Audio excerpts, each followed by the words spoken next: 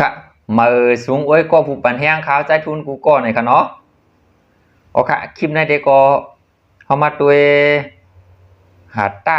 หุ้นโคจือเสียงหลังจือเสียงใหญ่ Oh, come โอเค on. ย้อนเบอร์เขาด้วยอั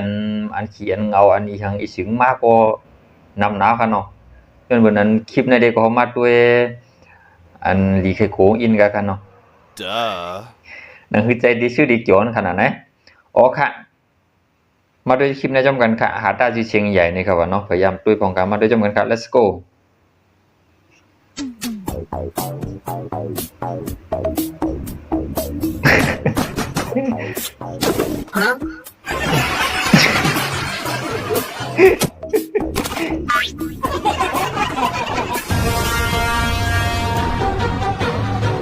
อันนี้ได้ก็เป็น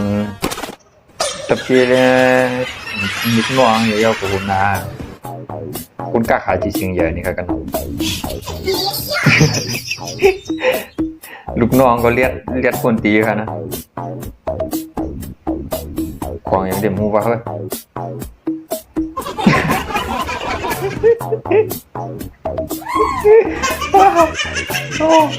กล้าขายเต่า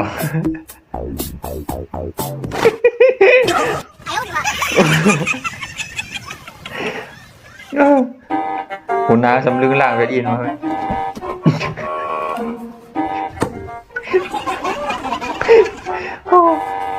ทางนี้ปืนปั้น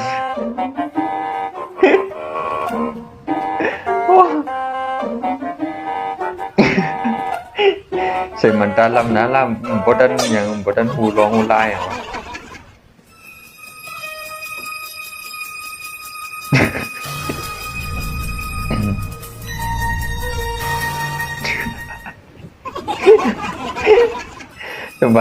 จำไว้มาหยิบดินโปเลียงไงก่อนวะ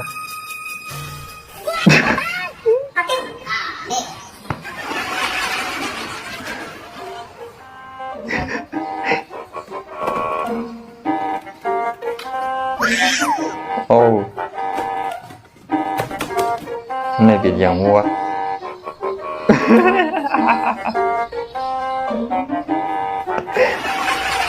โปเลียงในปืนกล้วยมั้ง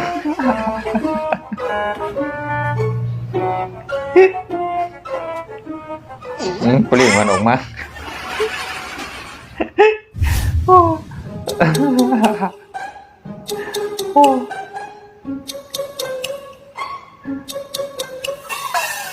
เขามาเขาสองคนในเขาก็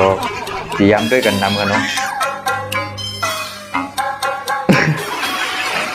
จะอยู่ว่าน้ำไก่อยู่วันนั้น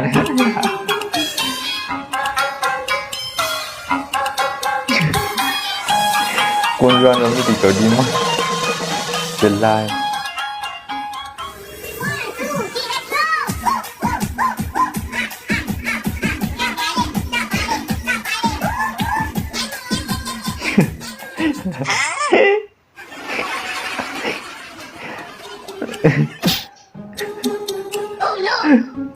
โอ้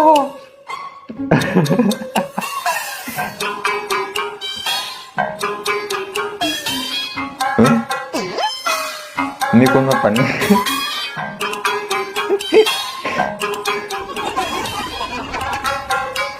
หาไล่แหลมเลยไล่อันไหนอ่ะ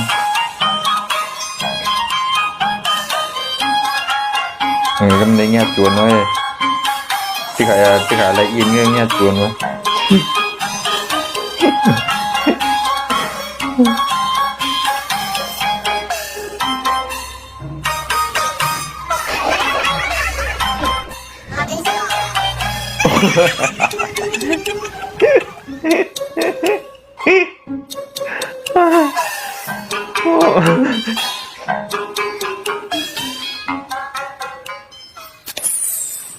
ผมเก็บไว้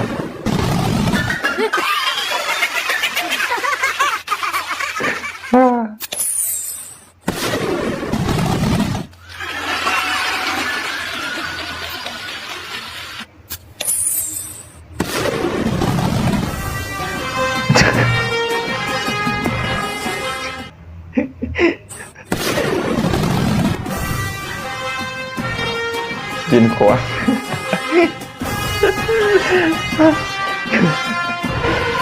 ผมงงว่า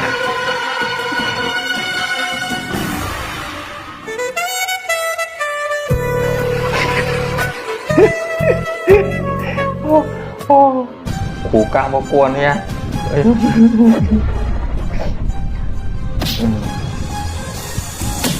ใจจึงสีมาขาวมาจอย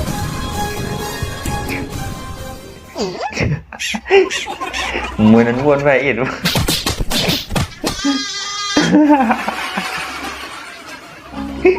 โอ้โหโอ้โหโอ้ยขุมแค่ไรวะน้ำไก่เยอะไปนั้นจ้ะ